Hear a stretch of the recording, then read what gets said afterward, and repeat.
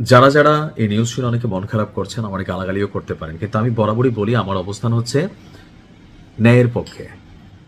আমার ঘরে যদি আমার প্রতিবেশী একজন থাকে, তার ঘরে থাকে একজন মানুষ প্রতিনিয়ত আমাকে মারে, তার ঘরটা ব্যবহার করে এসে উড়ায়, আমার ঘর ভাঙা দেয়, তো ভাই আমি এটা কয়দিন সহ্য করব? আর যখন দেখি আমার প্রতিবেশী আমার বিরুদ্ধে আসলে লড়াইয়ের প্রস্তুতি নেয় শত্রুদের পক্ষ থেকে, তো আমি যদি পাল্টা রিয়াকশন দেই, সেটাকে আসলে অন্যায় হবে?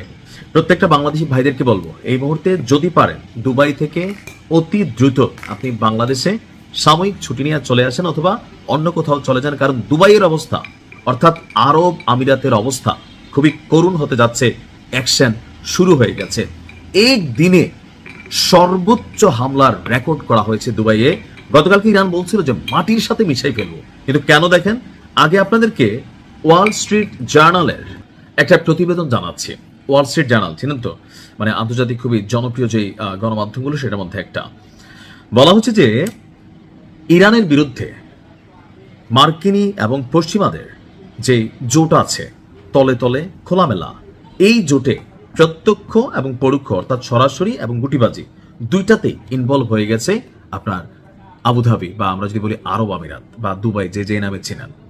তো তারা যেহেতু এই গুটিবাজি করতেছে, আর এই তথ্য যখন গণমাধ্যমে আসছে, এর পাশাপাশি ইরান কিন্তু একটা হুঁশিয়ারি দিছিল যে ইরানের কাছে তথ্য আছে যে আরব আমিরাত তোমরা গুটিবাজি করতেছ।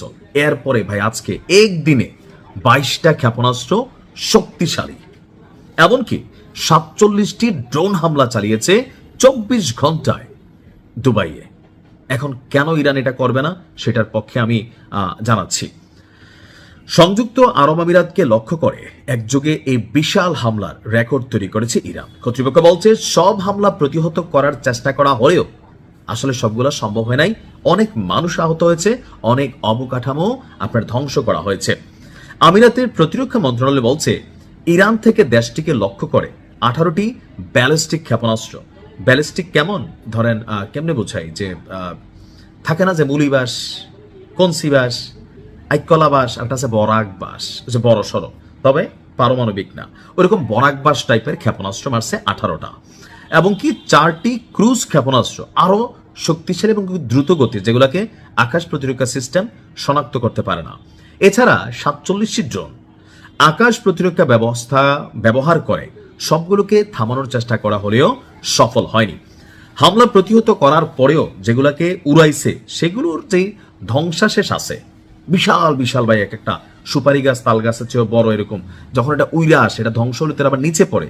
ওই ধ্বংসাশেষ পইরাই আবুধাবির আজবান এলাকায় 12 জন আহত হয়ে গেছে। এর মধ্যে নেপালের নাগরিক 7 জন এবং 5 জন হচ্ছে ভারতে, তাদের মধ্যে একজনের অবস্থা আবার গুরুতর। সরকার সর্বোচ্চ লেভেলের চিকিৎসা দিচ্ছে। মধ্যপ্রাচ্যে চলমান সংঘাতকে শুরুর পর ইরান থেকে আরব আমিরাতে মোট 475টা মিসাইল মারছে। থাকবে আবুধাবির অবস্থা। 23টি ক্রুজ ক্ষেপণাস্ত্র, 2085টি ড্রোন মারছে ইরান। যুক্তরাজ্য করছে কি, তারা তাদের আকাশ প্রতিরক্ষা সিস্টেম আবুধাবির জন্য পাঠাইছে। কেন? দুবাইয়ে সারা পৃথিবীর অনেক ধনাঢ্য রাষ্ট্রগুলো বিলিয়নস অফ ডলার বিনিয়োগ রাখছে।